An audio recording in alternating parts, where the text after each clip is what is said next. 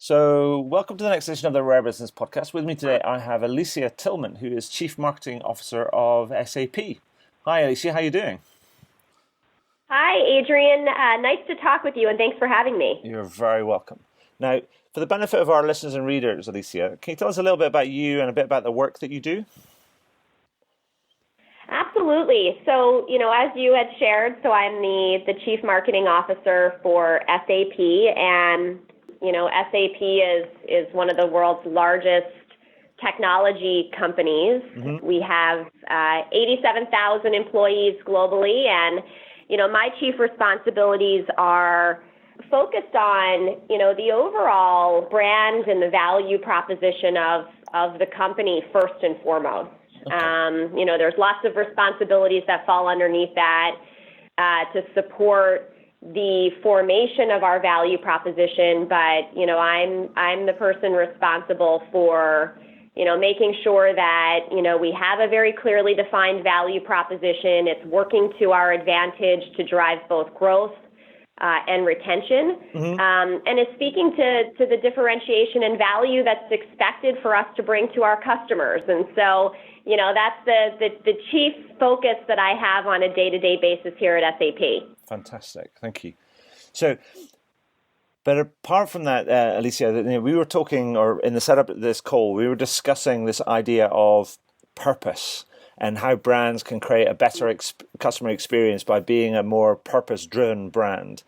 Now, I think that's really interesting, and I see signs of that all over the place. But it'd be really interesting for me if you could explain a bit more about what you mean by that. Yeah, no, I would be happy to, and thank you for asking me. I've been at SAP for about 2.5 years now. Prior to that, I ran marketing for one of SAP's brands, Ariba, mm-hmm. And then previous to that, I was at American Express for 11 years, where I ran marketing for the travel services division. And one of the things that is a big responsibility of marketers is, we need to be the team most focused on understanding the customer, understanding how they think, how they buy, how we need to relate to them, what's important to them, what drives their buying, what drives their loyalty. And, one of the things that I've truly recognized in my role is that buyers buy both the practical mm-hmm. Solutions that a company offers. So in other words, how are you helping me to solve the everyday challenges that my role presents to me and my company? But at the same time, it's almost the practical becomes table stakes anymore. Right. Every company is expected to offer the best solution to help customers solve their challenges. And if they don't, there are many choices out there for customers to look elsewhere. And one of the things that I have found in particular, and I will not say that this is a trend. I will say it's a trend in the sense that you've seen it emerge more and more over the recent years. But I do believe it's going to become the sustainable differentiator that separates one company from another and consumer's choice from one and the other, and it's buying with purpose. And it is the other aspect of brand development that marketers need to be focused on. Sure, you want to communicate the value of your products, your services, your solutions, and how they solve those practical challenges your buyers are focused on. But where I believe the real differentiation is occurring is in how purpose-driven and how focused on the greater good an organization is. I believe that buyers believe that companies have a responsibility in society to help solve challenges as it relates to, our world's economies, society in general, societal challenges, and then challenges that we face in the environment.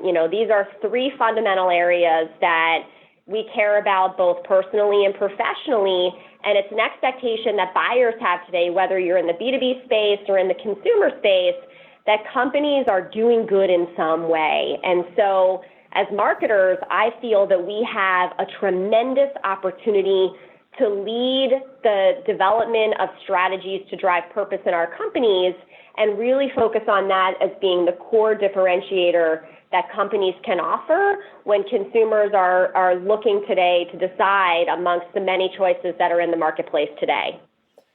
Thank you. I mean, that's great. I mean, I would tend to agree with that. I mean, do you think that there are consumers looking for companies contributing, as it were, in a way that's beyond sort of profitability and sort of having a positive impact on, on society? I mean, you say it's a trend, but it will become a differentiator. I mean, is this just something you're seeing glimpses of, and we're going to see it kind of more emerge more? Or do you have sort of some evidence from that, or is it just something that you're just sensing as a senior exec in a large company?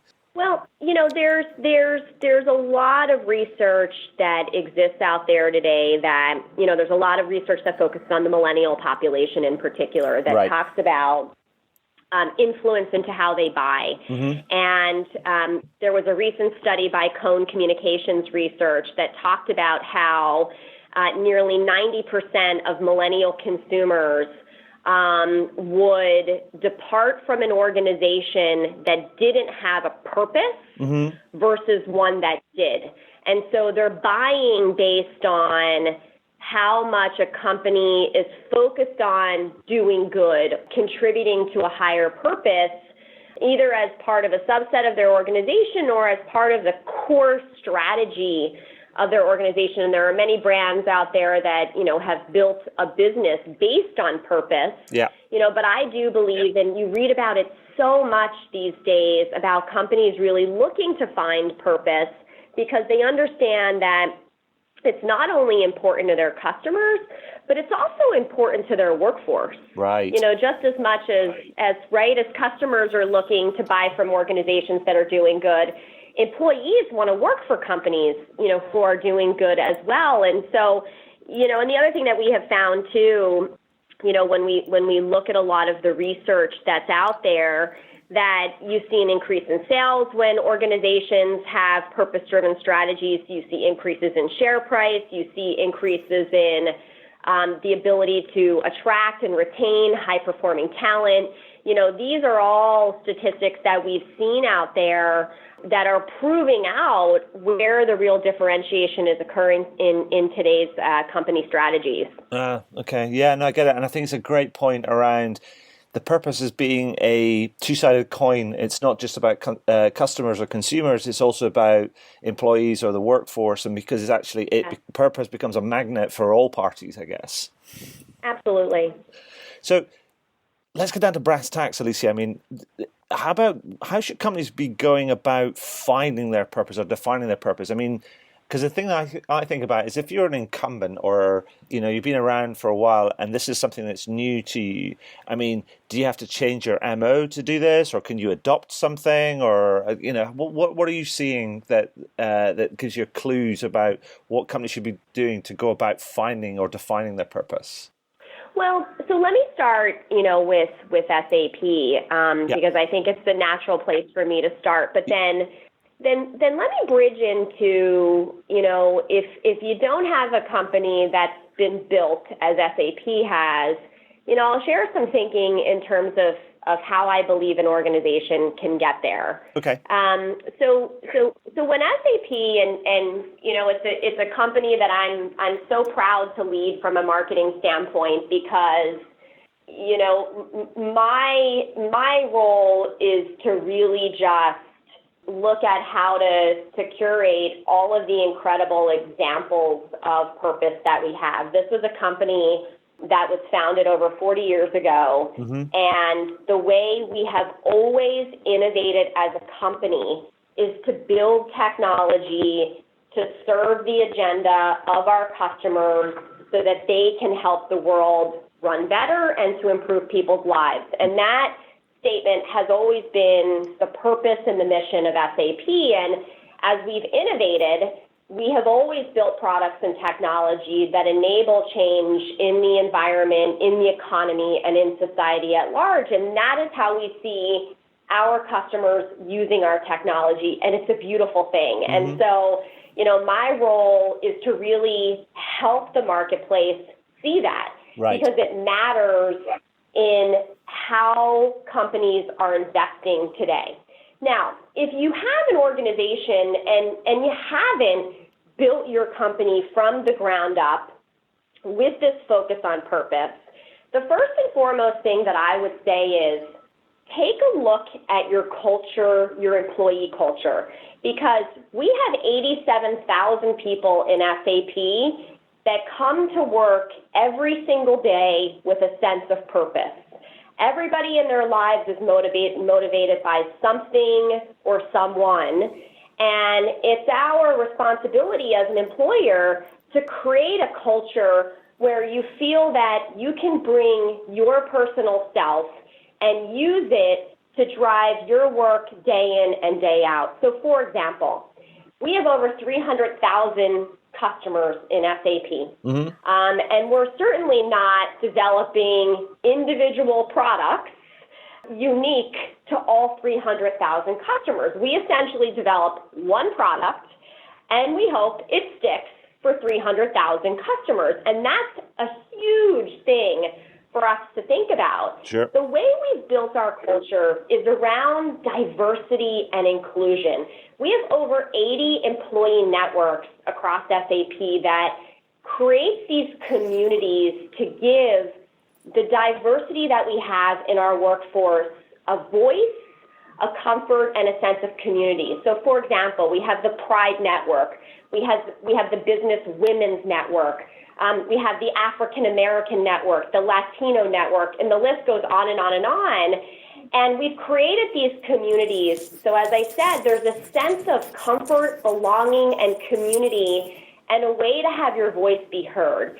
And the more diverse you have of an employee population, the more you have the ability to create innovation that can work for 300,000 customers. If you innovate in a silo with everybody who looks the same, sounds the same, and acts the same, there's no way you're going to have an ability to develop innovation that's going to work for such a vast customer base. And so the more diverse we are and the more inclusive we are as an organization in welcoming the broad range of ideas and perspectives and points of view that our 87,000 employees have, the more successful we're able to be. So what I would give advice more than anything else is focus on your employees first. Right. The more you can create a culture of inclusion and the more you can welcome diversity into your organization, the more successful your company will be overall, because you're appealing to the diversity that exists in the world that is way outside of your company doors that's expected of us to deliver upon. Perfect. Thank you. I mean, that's great advice. I mean, it's because purpose is, you talk about the economy, you talk about society, you talk about environment and things, but, within the society, there is this kind of there is a connectedness and a sense of belonging. So actually fostering that within the organization is a great starting point. So that's great. But beyond SAP, I mean, do you have a couple of examples of maybe some of your customers that you think, actually, you know what, they're just nailing it. They are getting it completely right, being purpose-driven as a purpose-driven company or brand. And if so, if you could share a couple with us, that would be great. I mean, and sort of dig into a little bit into sort of what they're doing and kind of how they're manifesting that. Yeah, so first and foremost, personally, I think there are a lot of brands out there that, in my personal life, I've been very much attracted to. I mean, Tom's, the fashion retailer, their sort of one-for-one initiative, which I think is a beautiful one. That's an example of a consumer organization that has been built on purpose. Mm-hmm.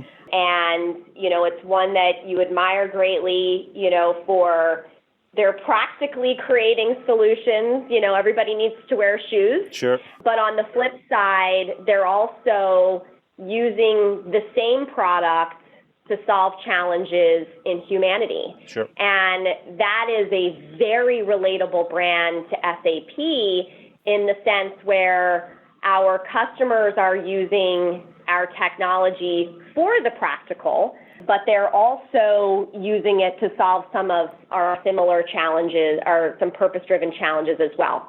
Let me give you a customer example of ours as well. There's an organization called Hakkasan, which is based in Japan, and they are a SAP customer using many of our technologies. Mm-hmm. And they have worked with us to create a piece of technology that detects certain changes in the atmosphere to predict earthquakes in the region. Right. And it's through the use of this technology that, creates these preventative measures that countries can now take into effect so that they can prepare accordingly. And these are environmental challenges, obviously, that we're facing. Companies are using our technology with that's just incredible for us in terms of where we're focused. There's also many other organizations. There's Star Farm Equipment that's focused on sustainable farming, and they're using our technology to really help drive the sustainable efforts that they have in the farming industry. We have other organizations that are also using our technology for sustainable fishing and sustainable fisheries around the world. So there's countless examples. And one of the things, Adrienne, that we're super excited about and proud of is we're going to be launching a new brand narrative for SAP, in the early part of 2018, in which the way we talk about the effects of our technology will be entirely around how our customers are using our technology to solve the agendas that they have around the environment, society, and our economies. And to me, I believe that, as I said earlier, the practical is table stakes. Mm-hmm. The differentiation is really around purpose. And when we tell our story as an organization in 2018, you're going to see it told entirely through this lens of purpose, because that is truly what matters to consumers and to organizations today. Perfect. I mean, I like the ideas, because it focuses on, in another way of kind of putting it is it doesn't focus on stuff, it focuses on outcomes and bigger outcomes. And so I really like that. It's a different way.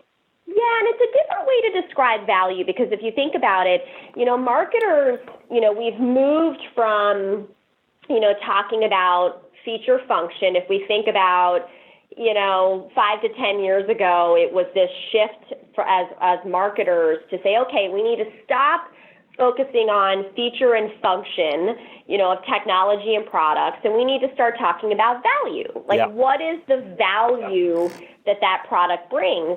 And now, my position is we have the opportunity to dissect the definition and the position of value. And value certainly, as I said, speaks to that practical day-to-day value that your technology brings, but value is also to be interpreted as what you're driving towards a higher purpose as well. And if you think about, how that same technology is being utilized to really help solve a lot of our world's challenges that I do believe people feel that companies in a lot of ways should take a leadership role in, where, some of the more traditional, whether it be government or otherwise, might not be seeming to be hitting expectations in terms of ways, our consumers are expecting. I think that's right. I think we're looking for effective actors, as I would sum that up.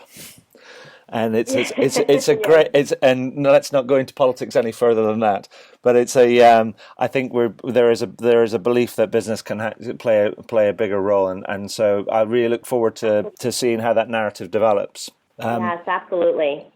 So I mean that's great, Alicia, and I know that you're a busy lady, and there's couple of quick things before sort of we can wrap up. I mean, is there anything else that you think that you would advice that you would offer for leaders from your experience that you'd like to share with us before I ask you a couple of final questions?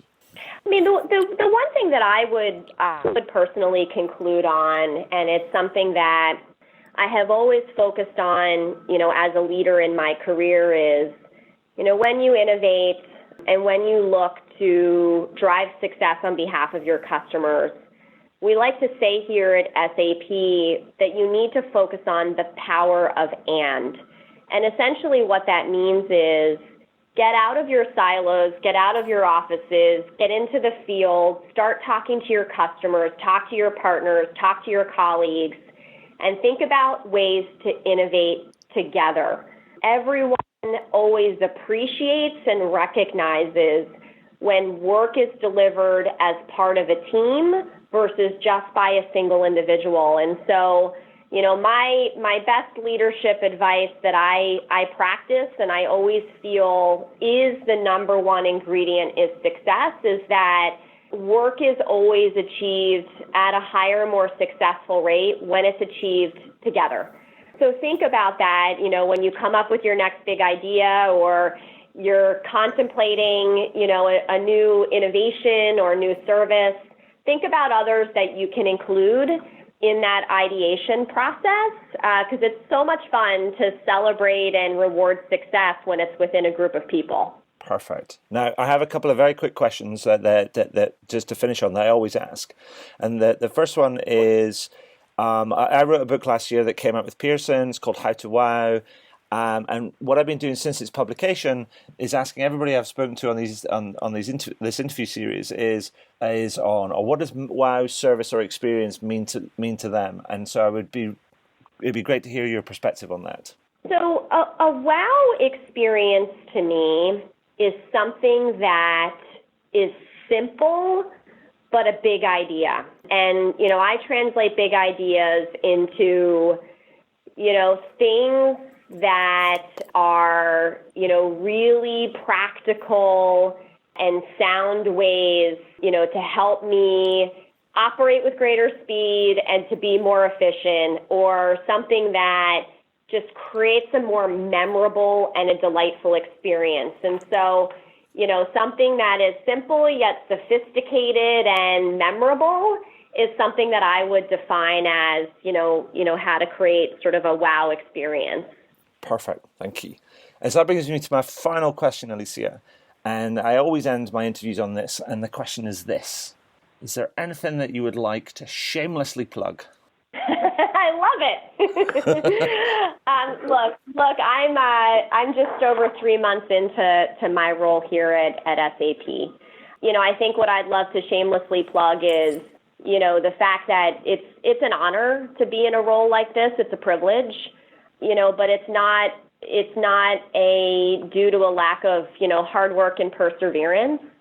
And, what I would plug, especially, during, this season of thanks and, reflection is, work hard, play hard, be fair, be collaborative, and always have a positive way about you. I think that for me, it's more advice for others because I do get asked that question often, which is, what's your leadership advice and, how do you, achieve success? I mean, I think success starts with understanding the definition of it. Mm-hmm. What does make you happy, first and foremost? And then secondly, always have a plan and be prepared. Be prepared every single time. The ones who win are usually the ones who are not the smartest, but they're the ones that are the most prepared. And think about that, in any situation that you're in, and always have a good spirit. People like to be around people that are high-spirited and have great energy and are optimistic about life. And in my view, it's the only way to live. Alicia, thank you so much. And that's perfect. I just want to say, I know that you've got to run to jump on another call or another meeting, but I just want to say thank you so much for sharing your time with us today and your insight. I congratulate you on this emerging narrative that's coming out for SAP in 2018. And just want to say thanks again for being a guest on the podcast. Adrian, thank you so much. It was my pleasure, and I've greatly enjoyed talking with you today.